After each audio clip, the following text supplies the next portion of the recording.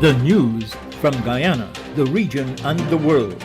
Compiled in the News Talk Radio newsroom and powered by DemeraraWaves.com.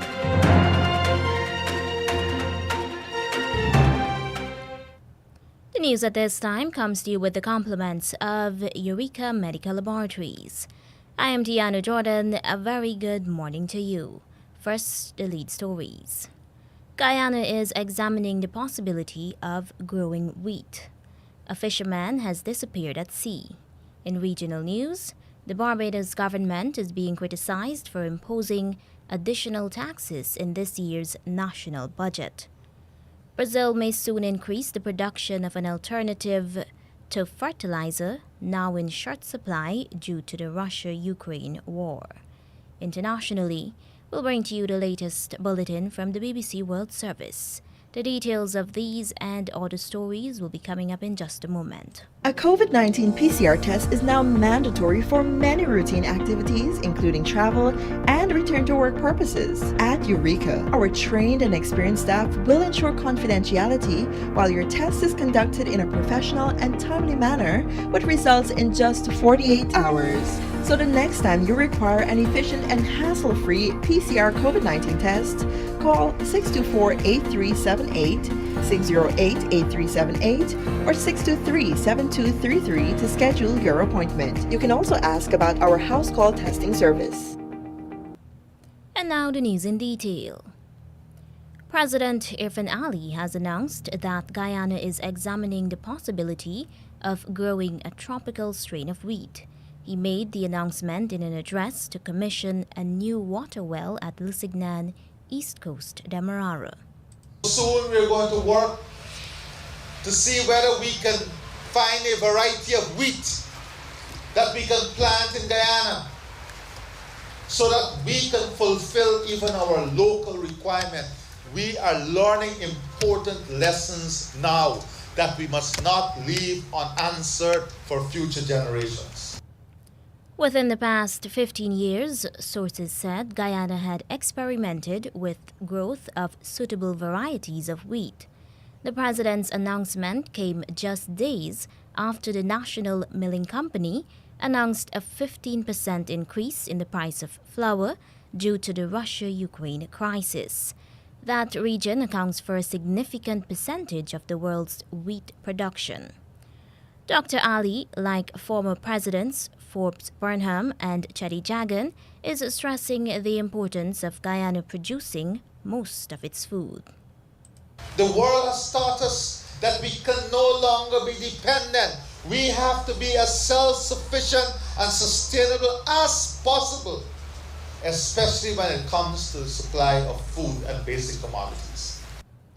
The Alliance for Change has called on the government to subsidize the price of wheat flour in the same way that plans are in the pipeline to avoid an increase in electricity and water bills.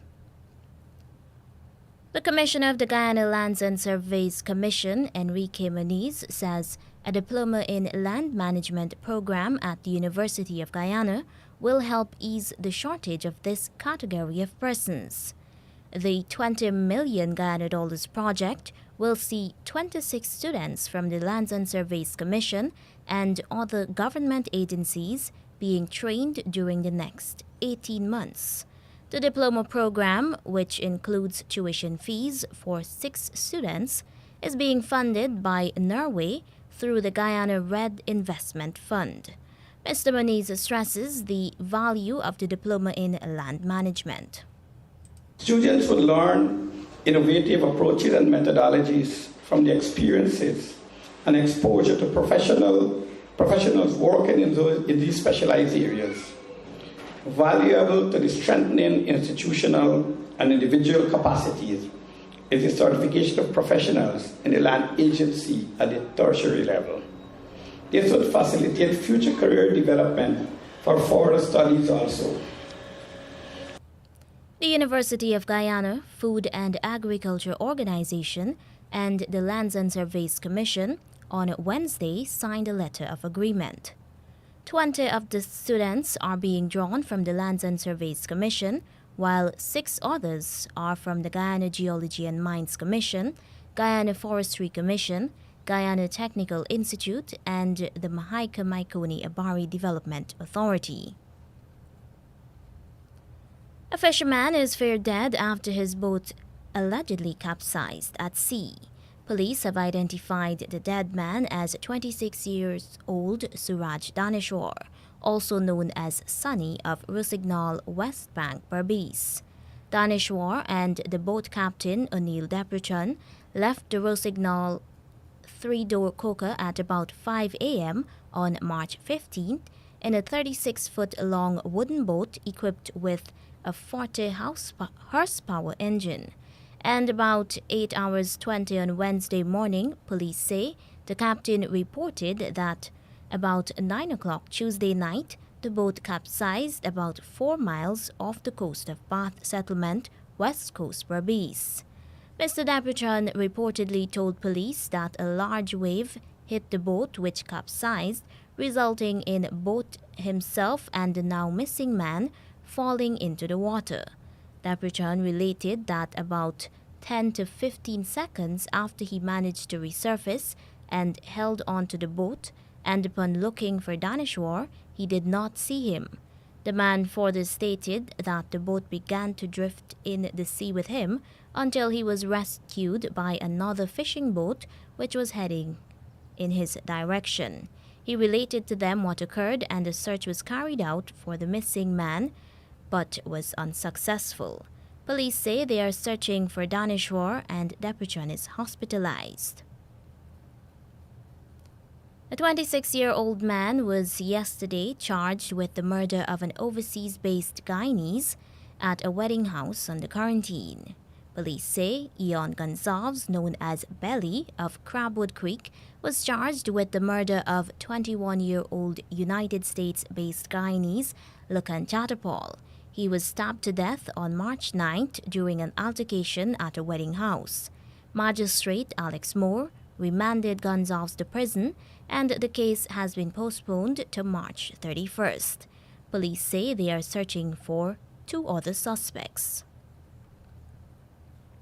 And now in regional news, the Barbados private sector is rejecting the backdating of COVID-19 levy on major businesses such as the financial sector.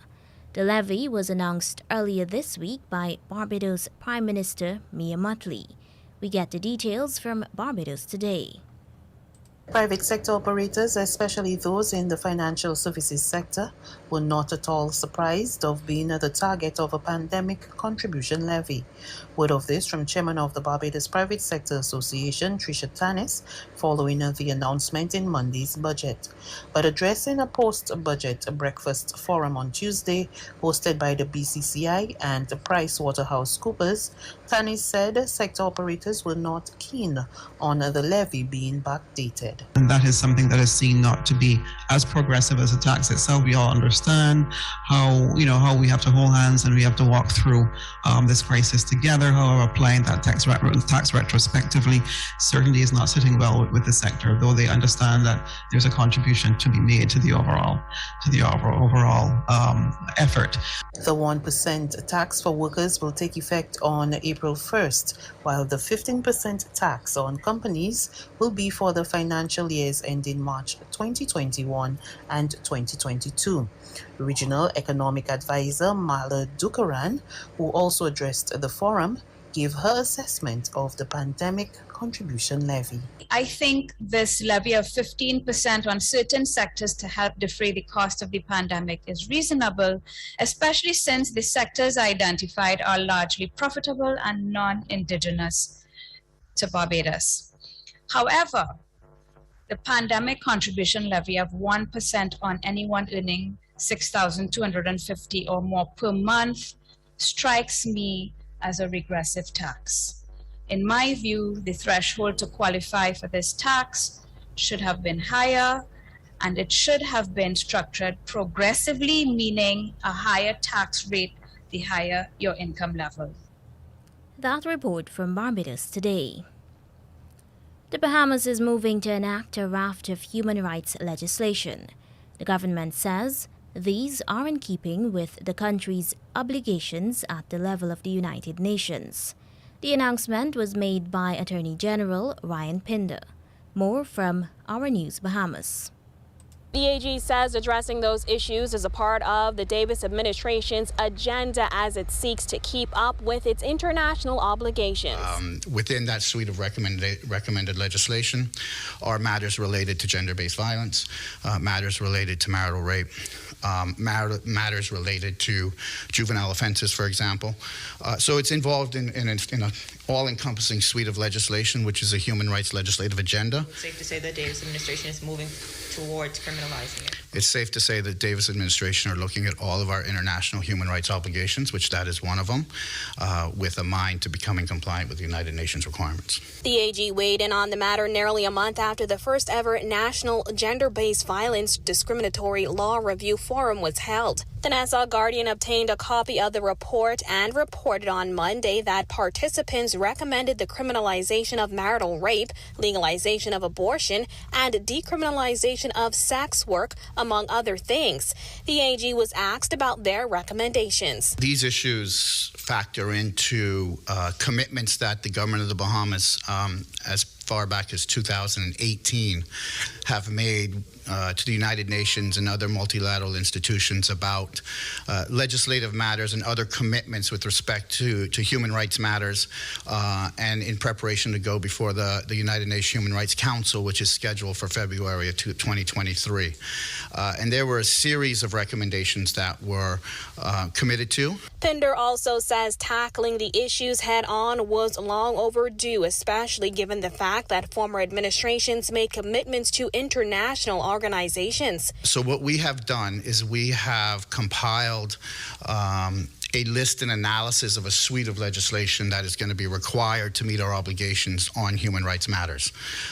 It's rather all-encompassing, really broad-based, and we anticipate giving some tutorials to cabinet ministers or information sessions starting as early as this week on it. Pinder says once cabinet is briefed on all the issues, the next logical step will be informing the public. Reporting for our news, I'm Jasmine Brown. A Canadian-owned company has proposed doubling planned output of potash from a deposit in Brazil's Amazon to reduce the agricultural powerhouse's dependence on fertilizer imports disrupted by the Ukraine war. Brazil Potash Corporation said on Tuesday that its executives met with Brazilian Agriculture Minister Teresa Cristina Dias in Ottawa and discussed increasing from almost 2.5 million tons to over 5 million tons per year the output from its Autosys project. That could cover almost half of Brazil's need for potash, a key fertilizer. However, the company said it would take at least 3 years to come on stream once licensing has been obtained. Brazil Potash owner investment bank Forbes and Manhattan, whose chairman Stan Barty met with Diaz on Sunday, has been trying to develop the Autosys deposit for more than 5 years, but the project has been held up by environmental concerns. The government of Venezuelan President Nicolas Maduro is seeking meetings with political and business groups and unions, among others. Reuters news agency reports that the aim is for them to join negotiations alongside opposition politicians led by Juan Guaido. Jorge Rodriguez, president of the ruling party-dominated National Assembly and leader of the government's delegation in negotiations, said they would seek meetings with various sectors following Maduro's instructions, who last week called for talks to be more inclusive. Rodriguez did not mention a return to talks established in Mexico last August, which were suspended by the government following the extradition to the United States of Colombian businessman Alex Saab, a close Maduro ally. The opposition maintains that it appoints its delegates, not the ruling party. Since 2020, the opposition has complained that the ruling party has established another opposition more to its liking by bringing together deputies that were expelled from a number of political organizations for corruption. These deputies deny the allegations and now sit in Venezuela's National Assembly, with Rodriguez arguing they have the right to take part in talks. The South American country is gripped in a long-running political and economic crisis that has led to the migration of more than 5 million people since at least 2017, according to UN data, while Maduro's government blames the economic collapse on U.S. sanctions. And now for the international news, here's the latest news bulletin from the BBC World Service. BBC News. Hello, this is Jerry Smith.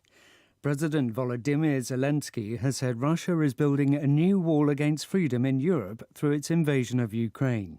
In a video address to the lower house of the German parliament, he said sanctions against Russia were not enough and came too late. Damien McGuinness has this report from Berlin. President Zelensky's speech to the German parliament was emotional. Just as he made references to American history in his speech to the US Congress, to German MPs he compared the invasion of Ukraine to a new Berlin Wall that was dividing Europe. He said the now cancelled Russian-German gas pipeline Nord Stream 2 had been cement for that wall, and that now German hesitation for Ukrainian EU membership was another brick helping to build it.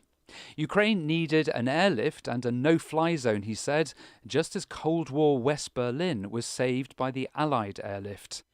The authorities in the besieged port city of Mariupol say they've begun rescuing people who've been hiding in a bomb shelter at a theatre attacked by Russian forces on Wednesday. They say the shelter, with hundreds of people inside, including children, largely withstood the bombing. Moscow denies targeting the theatre. Poland's Deputy Foreign Minister, Marcin Przydacz, condemned the attack. I've seen a photo that's around this theatre. It was written on the pavement that there are kids inside. It didn't stop Mr. Putin from bombing this, and it's really, as President Biden called him, this is the war criminal. The latest report by British military intelligence says Russia's invasion of Ukraine has largely stalled more than 3 weeks after it began. The assessment said President Putin's forces were suffering heavy losses, with staunch and well-coordinated Ukrainian resistance. It said Russia had failed so far to capture the vast majority of Ukrainian territory, while bombarding cities and killing civilians. Our correspondent, Jonah Fisher, says Moscow's troops are no longer making rapid advances. Why that is happening, particularly around Kiev, nobody is entirely sure. It's been speculated that it's due to logistical problems, due to them running out of fuel. The reality, as we are now, is that the map of Ukraine in general, the areas that the Russians have been taking, has been relatively static for a while, and much of the focus of the Russian effort at the moment seems on targeting areas either through artillery or from the air. The governor of the northern city of Chernihiv says more than 50 people were killed there on Wednesday. The figure can't be independently confirmed. In other news, a judge at the Supreme Court in Honduras has authorized the extradition of the former president, Juan Orlando Hernandez, to the United States on drugs trafficking and firearms charges. He denies wrongdoing. News from the BBC. South Korea has reported more than 600,000 new COVID cases. It's a daily record. Our Asia-Pacific editor Michael Bristow has more details. This is an extraordinarily high number. South Korea has seen more new infections than any other country in the world over the last 7 days. There were also just over 400 deaths reported on Thursday. But it's not all bad news. Because nearly 90% of South Koreans are fully vaccinated, the risk of serious illness or death from COVID has fallen sharply, particularly for those without underlying health problems. The government says it still plans to relax restrictions.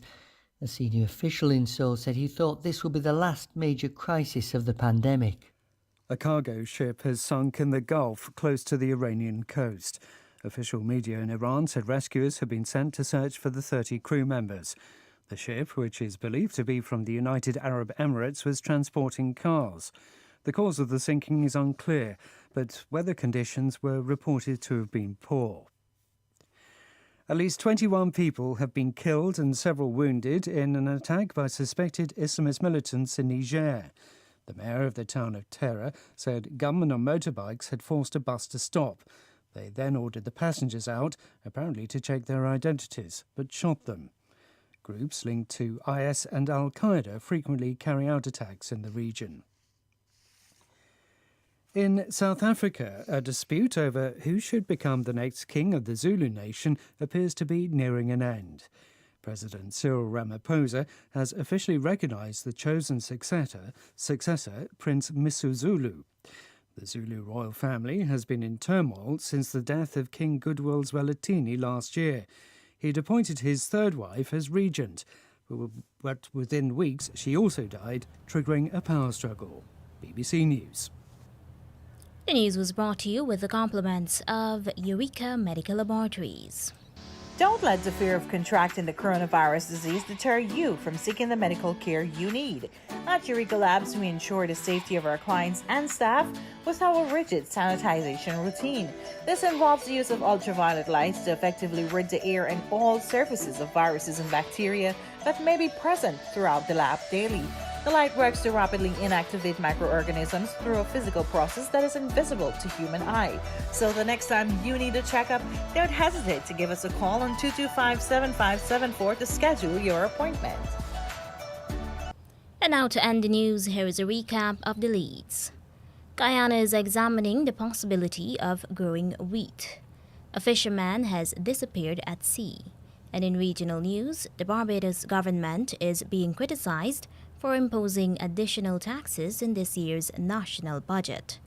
Brazil may soon increase the production of an alternative to fertilizer, now in short supply due to the Russia-Ukraine war. And that's the end of the news.